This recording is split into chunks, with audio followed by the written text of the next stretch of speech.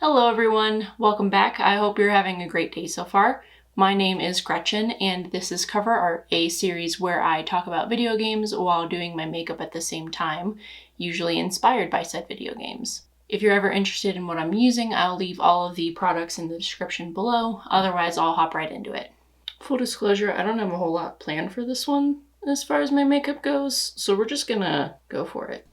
So today I wanted to talk to you about a game called Subnautica. It actually came out in 2014. It was published and developed by a company called Unknown Worlds Entertainment, and it is an open world survival game. It's like an action adventure survival game. So basically what happens is you start the game having crash landed from a spaceship onto a total water planet.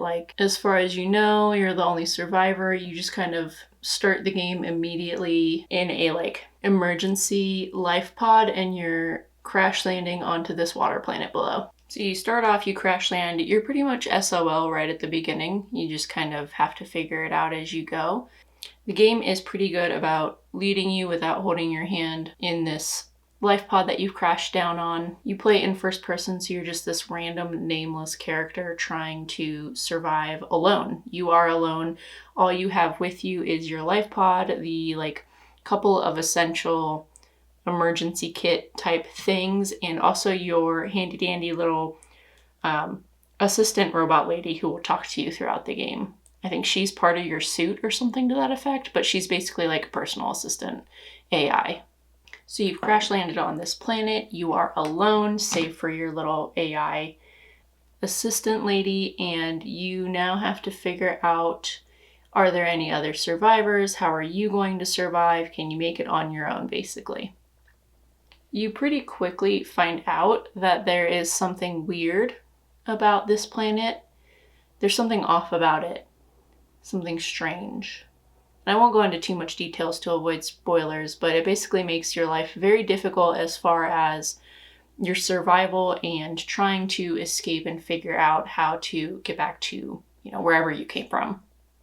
It's an ocean planet, so there are a couple of islands around, but not many. I think there's maybe two or three. So mainly you're diving underwater, you're gathering supplies, you're getting resources, you're exploring the world, seeing if there are any survivors. And yeah, you're just trying to live your life, trying to get back to civilization however you can. And it's kind of a long process. So as you explore, you can gather resources, and luckily in your life pod there's something called a fabricator kit. The fabricator is actually going to allow you to construct tools, even habitats that you can use to kind of improve your quality of life and eventually get you to that point where you find a way to get off the planet. Which I say that like it's nothing, just find a way off the planet. No, it's a process. It's a fun process, but it's a process. You're basically left to explore as much as you want of this planet. You have your fabricator that will help you, like I said, make tools, improve your quality of life. You've got your assistant, and you've also got a radio in your life pod. This radio will pick up signals every once in a while from potential other survivors, people who have crashed as well, things that you can go out and explore. And I think the game does a really good job of pacing all of that, so you're never kind of lost in what you should be doing. You normally have something that you could be doing, if not just, trying to take care of yourself. You can decide how difficult you want your life to be. Do you want to take care of your food, your hunger, your thirst, and your health? Or do you want to take care of all of those things as well as face the consequence of permadeath if you die? Which, is basically just, well, you died, now you're dead for real and you have to start the game all over again. I don't typically prefer playing that way, especially for my first time around on games. I like to, enjoy myself to a certain degree of difficulty, but I don't want to make my life harder than it already is. I'm playing video games, for goodness sakes. I'm just trying to have a good time. But if you want to do that, good for you. Live your best life. One thing I learned right away too is that there's no autosave in this game, so you have to be very conscious of, saving frequently. And I myself am, just because of all the bad experiences I've had in the past with losing save files on video games. Yeah, so just something to keep in mind is you don't have autosave, you gotta be careful. I know I'm being pretty vague on this one, but I really enjoyed coming across everything naturally and organically in the game, so I don't want to spoil a whole lot for you, kind of like with Paradise Killer last week. I think this one's better off going in blind, or as blind as possible. So honestly, if you enjoy open world survival games that have like story and lore that you can just kind of stumble across, I think you'll enjoy it. If you're interested in the ocean, honestly, it's a game from 2014, but the graphics hold up pretty well. It's just really pretty being able to dive down, see all the different kinds of life forms on this alien water planet, like discover different types of fauna and flora. You can eventually build something called a scanner that gives you the ability to scan different things and kind of learn more about them. Your assistant will give you kind of a quick rundown of things. I really like the assistant that they put in the game. I keep calling her assistant because I don't know what else to call her. I'm sure she introduces herself at the beginning of the game, but I can't remember for the life of me right now what she calls herself. But she's just an AI computer. Like, she's just funny in a dry sort of humor way because, you know, she's a robot. And she's very helpful with the story beats. There aren't a whole lot of them, but when you get them, it's kind of like, oh my god, what's going on this planet? What's happening? It's just really fun to go and explore things with just her at your side and listen to her funny little sassy remarks every now and then, because she has them. There's not a lot of character interaction in this game, obviously. Like I said, you crash land alone, it's just you and the AI, and occasionally you get radio messages and frequencies. So it's a pretty calm, quiet game for the most part, until you run into these horrible, big, giant sea monsters that will ruin your day and just scare the crap out of you. The general area that you crash land in is pretty calm and docile, but as you get out and explore more, you'll come to find that there are some crazy wild things out there, and you have to be careful, or like I said, they will ruin your day.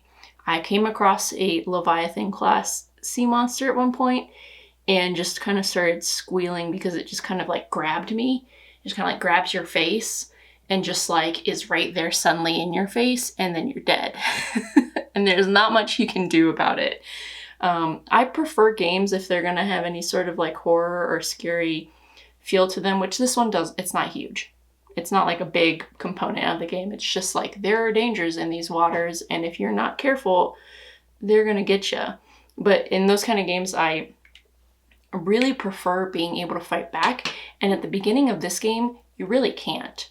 I mean, you can eventually do stuff to make these cool ass diving suits and mechanisms. I mean, at one point you can make a whole ass submarine, and that's pretty cool, but it's going to take you a while to get there, and it's going to take you a while to feel safe going into the dangerous areas, because if you get caught by one of these Leviathan creatures, it's over. You're going to respawn back at your ship, or if you decided to, you know, do the permadeath mode, you're done. So you gotta be careful, man. The ocean, just in general, freaks me out, dude. Like, it's so cool. Don't get me wrong. I love learning about undersea creatures, like in real life, and I think it's so interesting and it's so fascinating. But then when you get to the stuff where it's like, oh, we dove this far down and found this horrifying creature that's been alive for like 100 years. Like, that's so scary. I don't know, the ocean freaks me out. So it's nice playing this game where you're like in nice calm little biomes and all the fish are friendly, or at least like not out to get you. And then you suddenly find yourself, because you're exploring, because you have to explore, otherwise you're not going to progress the game. You're out exploring, and then suddenly something's grabbing your face and screaming in it. No, thank you. What do you mean this thing has arms? Why is it suddenly in my face? For as much as I'm talking about the Leviathans, I really didn't interact with them that much in the game, because as soon as it happened to me once, I was like, I'm out. I'm not coming back here. Or at least if I am, I'm gonna come back with like a mecha underwater prawn suit, and I'm not dealing with this again, because no thank you. I literally sat at my computer and screamed at it like a big baby. I didn't like it. It spooked me. It spooked me real good. The game does pace itself very well. Like I said before, if you feel like you're kind of running out of things to do, it will kind of nudge you in the right direction without being too hand-holdy, without being too like, hey, this is what you're supposed to be doing, by the way. There is a lot to do and a lot to explore, but only to the degree that you want to do so. So you don't have to necessarily feel like, oh, I've got to go everywhere, unless you're me and you're an anxious psychopath and you can't not explore everywhere. Game does a pretty good job of not making you feel too overwhelmed if you don't want to be.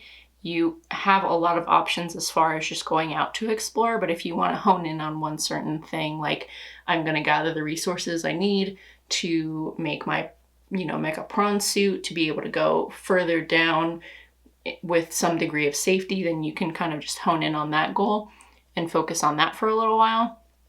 But at the same time, game will provide different quests for you to do, different objectives. I kind of feel like I look a little bit like a clown, which is why I'm just gonna sit here and blend this away for a little bit longer. You can eventually make your way into the crashed spaceship that you landed from, or that you crashed from, and kind of learn about what you were doing there, why you were in orbit, kind of start to see what caused the ship to crash to begin with. Learn about different characters from different voice logs. Kind of reminded me of BioShock in the way that they leave these diaries and voice logs and records around people that you can find kind of scattered throughout the ocean, scattered throughout the ocean in other wrecks that may have happened before you or at the same time as you. And yeah, you just get that sweet, sweet lore. I'm all about the lore, man. I love finding out the background to games and characters and where they come from, how they ended up where they are. I think it's really interesting. Yeah, I'm all about that lore. Gosh, way better without that headband. Goodness gracious. But yeah, overall, it was a really fun game. It was really addicting. I had a great time playing it and exploring despite my fear of horrifying undersea creatures. It leads a lot for discovery, and it just is a huge time investment if you're willing to put it in, but it was a lot of fun. So if you're into survival action adventures, definitely give it a go.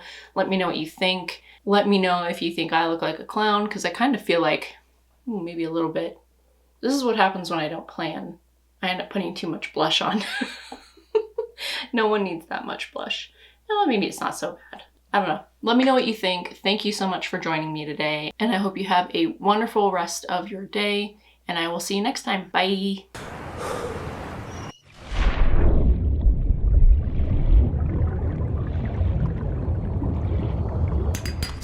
Copper is an essential component of all powered equipment. Your probability of survival has just increased to unlikely, but plausible.